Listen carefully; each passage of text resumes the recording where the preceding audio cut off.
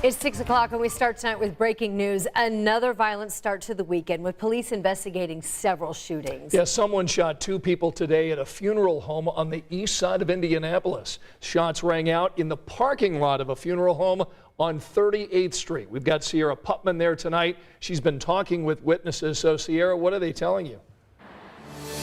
They describe they describe a terrifying scene, and terrifying is not my word. That is the word of the witnesses I spoke to. One woman said they were in the funeral home and then they walked out. Everyone was gathered in this parking lot, and that's where when she heard shots fired, more than she could actually count. Now, this scene is being broken down, but this is what we saw earlier today when we arrived at about 2:30. You can see broken glass and two cars that were shot at. They have broken windows.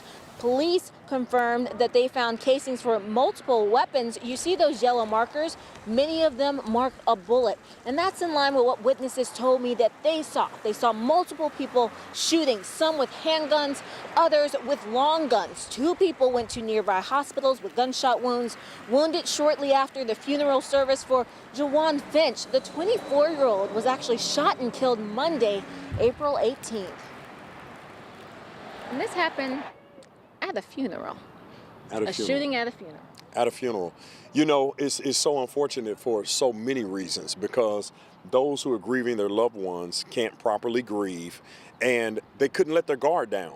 And so now you have a whole group of people who are now traumatized behind all of this, and it just is not good for the entire community.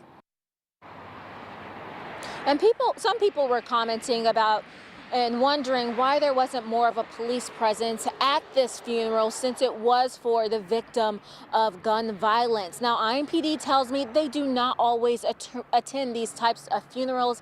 Sometimes an off-duty officer is hired on for security, and if IMPD hears that something may go down, well, then they may conduct some periodic checks. But again, that does not always happen. We are waiting to find out if those checks did occur today.